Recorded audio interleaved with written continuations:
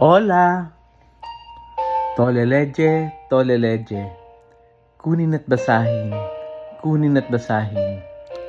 Ako po si Kuya Sam Pagaduan, ang inyong kasama sa ating lumalim at mamunga Gospel Reflection. Ngayon ay July 25, 2026. Ang mabuting balita ng Panginoon ayon kay San Mateo, chapter 20, verse 20 to 28.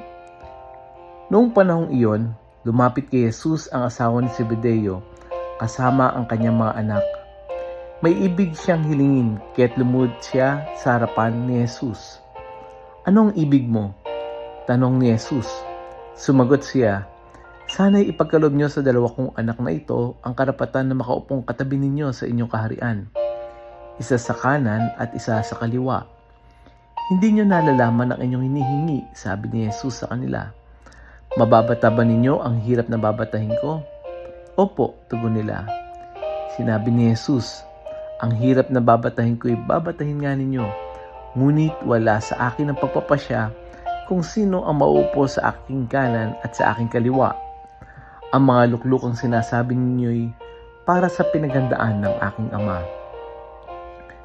Nang marinig ito ng 10 alagad, nagalit sila sa magkapatid, kaya't pinalapit sila ni Jesus at sinabi sa kanila, "Alam ninyo na ang pinuno ng mga hentil ay naghahari sa kanila, at ang mga dinadakila ang siyang nasusunod. Ngunit hindi ganyan ang dapat umiral sa inyo. Sa halip, ang sino man sa inyo na ibig maging dakila ay dapat maging lingkod. Ang sino mang ibig maging pinuno ay dapat maging alipin ninyo, tulad ng anak ng tao na naparito. Hindi upang paglingkuran, kundi upang maglingkod at ialay ang kanyang buhay upang matubos ang marami." Ang mabuting balita ng Panginoon. Pinupuri ka namin, Panginoong Hesukristo. Happy Saturday po sa inyong lahat. Sa gospel natin, lumapit yung ina ni Santiago at Juan kay Jesus at humiling na paupin ang kanyang 2 anak sa kanan at sa kaliwa ni Jesus. Ipinapakita ng kahilingang ito na ang karaniwang pananaw ng mga tao noon ay yung kapag malapit ka sa hari, ito ay katumbas ng kapangyarihan at karangalan. Ngunit sumagot si Jesus, "Hindi ninyo alam yung hirap na babatayin ninyo. Babatayin ko. Babatayin din ba ninyo yung hirap na dinaanan ko?" Anong sabi nila? "Ay opo, gagawin din po namin."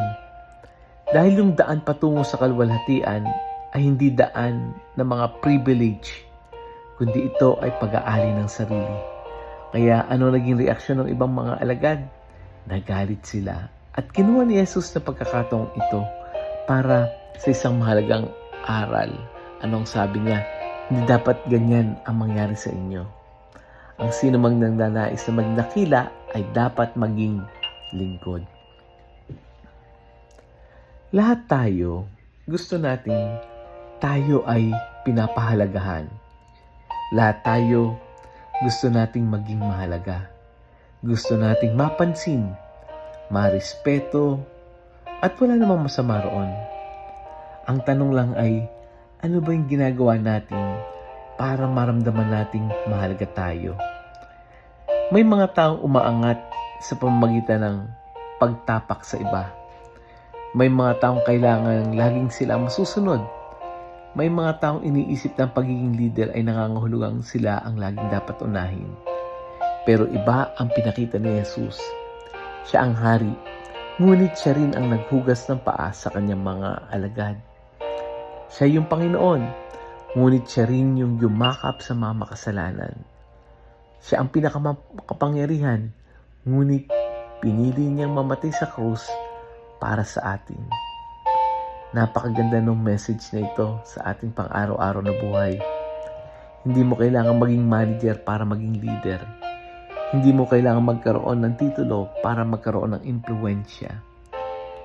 Sa isang pamilya, ang tunay na dakila ay ang magulang na tahimik na nagsasakripisyo para sa mga anak. Sa opisina, yung tunay na dakila ay yung leader na marunong makinig bago mag-utos. Sa simbahan, ang tunay na dakila ay hindi yung pinakakilala at sikat, kundi yung taong handang maglingkod kahit walang nakakakita. Sa totoo lang, ang paglilingkod ay hindi nangangahulugang magpapagamit ka o mawawalan ka ng dignidad. Ang tunay na paglilingkod ay pagpiling magmahal kahit may kapalit na pagod. At ginagawa natin ito dahil kay Kristo. Dahil ang bawat simpleng paglilingkod ay nagiging banal. Maaring hindi maalala ng mga tao lahat ng sinabi natin. Pero maalala nila kung paano natin sila pinahalagahan. At yon ang uri ng kadakilaang hindi kumukupas. Kaya ngayong araw na to, ito yung challenge sa atin. Gumawa tayo ng isang bagay na kahit wala nakakaalam, yung sikreto lang natin. Subukan natin na mamuhay ng tahimik at very humble experience. Let us pray. Panginoong Jesus, maraming salamat dahil pinakita mo sa amin yung tunay na kahulugan ng kadakilaan. Ikaw na hari ng lahat ay piniling maging lingkod ng lahat. Alisin mo sa puso namin yung mapagmataas, yung paghahangad ng papuri, yung pagnanais na lagi kaming mauna. Bigyan mo kami ng pusong mapagpakumbaba, mapagmalasakit at handang maglingkod ng may pag-ibig. Naway sa bawat maliit na kabutihan ang aming ginagawa, makita ng iba ang iyong mukha. Amen. Friends, may kakilala ka bang napapagod na sa tahimik na paglilingkod at pakiramdam niya ay hindi siya napapansin? Share natin yung audio gospel na ito. Share natin ito sa ating mga kaibigan, kakilala, sa mga ka-GC natin, sa ating trabaho, sa ating mga ka-classmate, sa ating mga kaibigan abroad. Dahil hindi mo alam, baka itong maging paalala sa kanya na ang Diyos ay nakakakita ng bawat sakripisyo at bawat paglingkod ng ginagawa ng may pagmamahal. Muli, ako po si Kuya Sam Pagaduan, lagi nag-aanyaya. Halina, tayo ay lumalim at mamunga, lumalim sa pananampalataya at mamunga na mabuting gawa. God bless us all.